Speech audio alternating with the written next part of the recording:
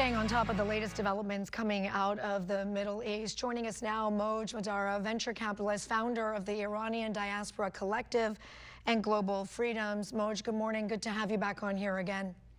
Good morning. Thanks for having me. Over the weekend, cities all over the world, and including here in Southern California, so many people were celebrating the death of the Supreme Leader Khamenei. And we saw many of them thanking President Trump, thanking the United States. You know, this Supreme Leader, Moj, which we very well know for almost 5 decades, has been calling for a death to America, was killed on the very first day of these strikes. What does his death mean to Iranians? Well, first and foremost, my thoughts and prayers are with our people in Iran and praying for their safety. It is a very scary and intense time for them. His death is long overdue. And some level, it feels like justice. I would have loved to have seen him stand trial, but I'm happy he is no longer on this earth. We're talking about an incredibly sick human being. We're not talking about someone who was just motivated by power or money. We're talking about someone who was motivated by ideology, that was willing to put political dissidents, artists, creatives, women. We're talking about someone who institutionalized abuse and oppression at the highest level. And so his decapitation is necessary. What is necessary now is the decapitation of the rest of the people in this regime, including Larijani, including all of the different people who've been a part of this regime and reform group over the past 47 years. And the Iranian people will not consider this regime change until there's a referendum, until the transitional leader, Reza Pahlavi, is allowed to return to conduct a peaceful transition. We don't think this is easy. I don't think Iranians are naive to what we're asking for. We understand. But I think we're actually built for this moment, and we're prepared to handle what's next, but we need to finish the job. All right, speaking of that regime change, just this morning, U.S. Defense Secretary Pete Hegseth said that the goal of the strikes was not regime change, but he said, quote, regime change sure did change, and the world is better off for it. And you bring up Prince Reza Pahlavi's name, and we've heard it on the streets from the people inside of Iran. Why are they asking for him in particular?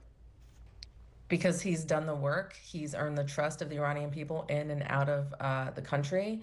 He has shown up and shaken hands and met with people all over the world to lay out a plan. He's laid out a 200-page plan called the Iranian Prosperity Project, which really lays out a very clear definition of what transition looks like. And I think most importantly, the Iranian people want democracy, and I think he is absolutely that bridge to democracy.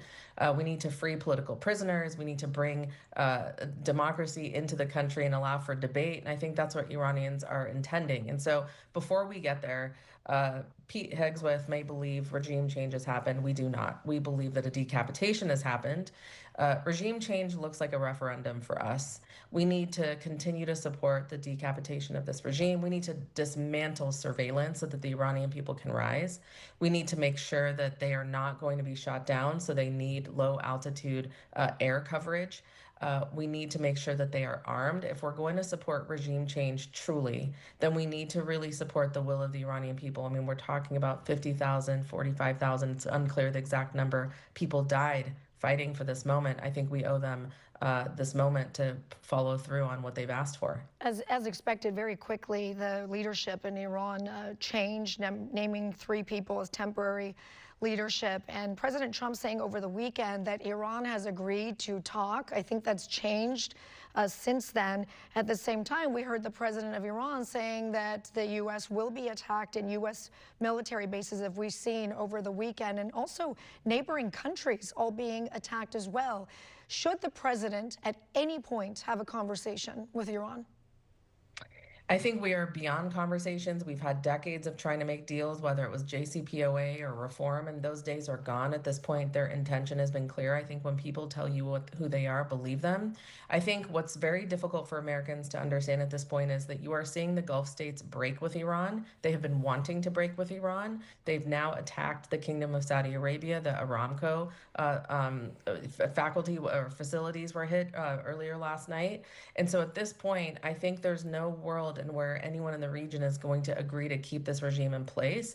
This is a regime that is truly domicidal, suicidal, homicidal, and they must go. And so Iran is too big of a resource from an international perspective. Forget about the humanitarian issues. We're talking about oil, gas, uranium, copper, zinc, waterways. And so, in order to stabilize this region, you either let this resource fall into the hands of China and Russia, or you make them a friend and an ally of the West. You say that, and meantime, over the weekend, some members of Congress said that this war was started illegally. It's not what the American people want. That's what they said. And they said that Iran will turn into another Iraq. What's your response? I think it is a mistake to compare Iran to Iraq. I think that has been discussed ad nauseum at this point. Was not a colony. It's a country and a nation. It's a very patriotic nation. There are no militias fractured within the country. The IRGC is the militia. And I think at this point, there is a strong support inside the country, or organized support, and outside the country for regime change in a referendum.